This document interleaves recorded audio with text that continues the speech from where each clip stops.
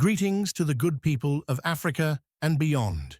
Welcome to our legal program, coming to you live on the Ojuodi online channel, broadcasting 24/7 from Ahero, Kisumu, Kenya. Today, we shine a light on a powerful and often overlooked section of Kenya's Penal Code, Section 22 of Chapter 63, which addresses the issue of counselling another person to commit an offence.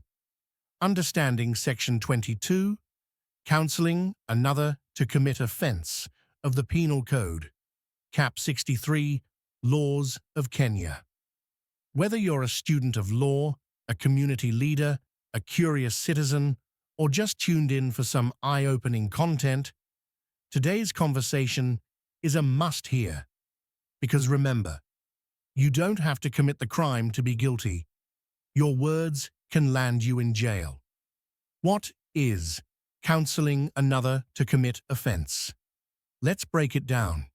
Section 22.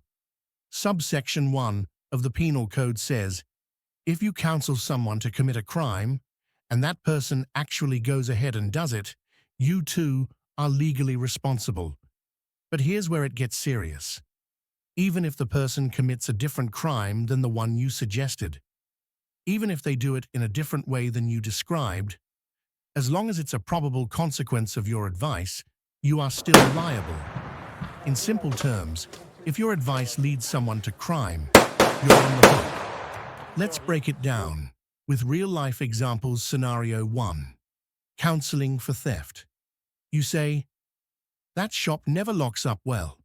If I were you, I'd sneak in and grab some stuff. A few nights later, your friend does just that.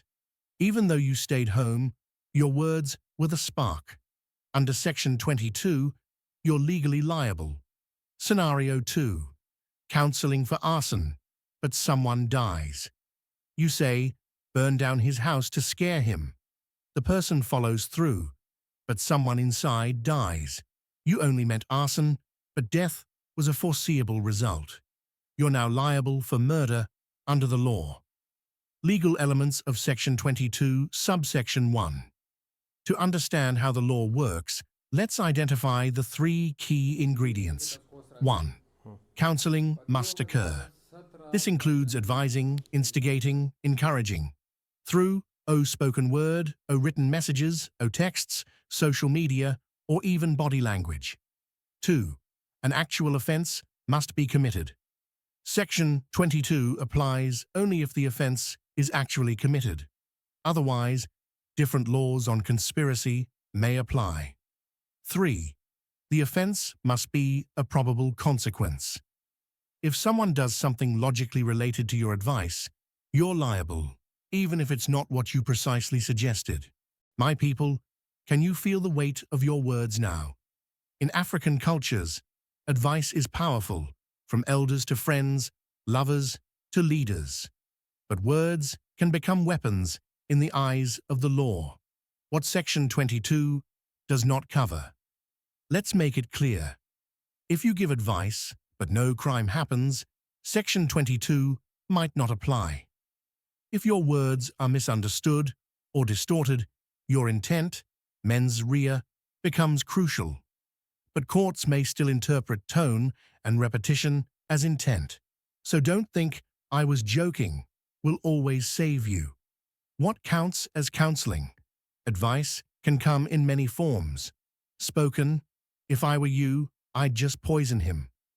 You're being soft, just steal the money. Digital, a text with break-in instructions. A social media post calling for violence. Symbolic, pointing at a house while mimicking a break-in.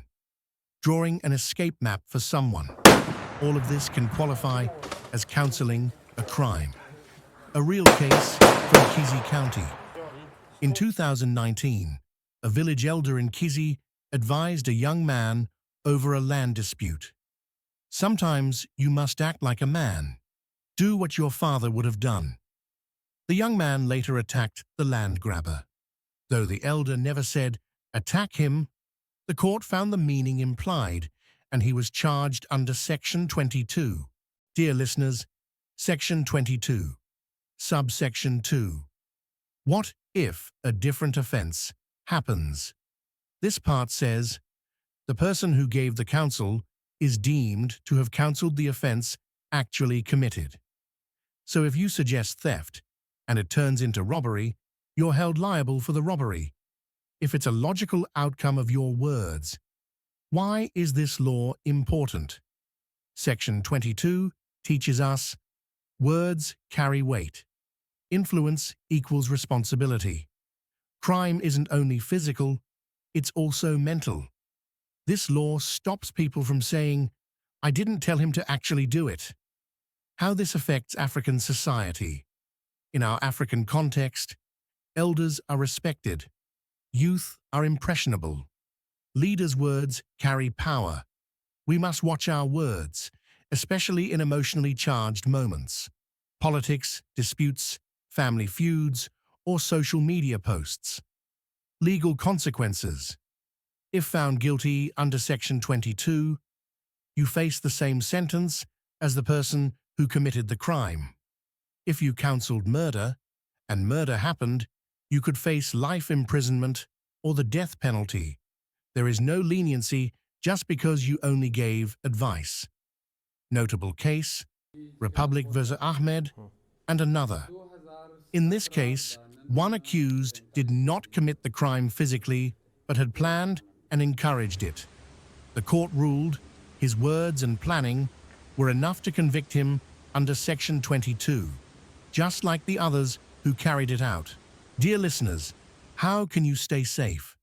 Here are 5 tips to protect yourself. 1. Don't joke about crime. Words can be misinterpreted. 2. Avoid giving harmful advice. Calm people down instead. 3. Resist peer pressure. Silence or complicity can incriminate. 4. Think before posting online. Even memes can be evidence. 5. Educate others, especially youth, on the legal weight of speech. Summary recap. Section 22 punishes those who counsel crime, not just those who do it. You're liable if the crime is a probable result of your words. The law treats you as if you committed the offence.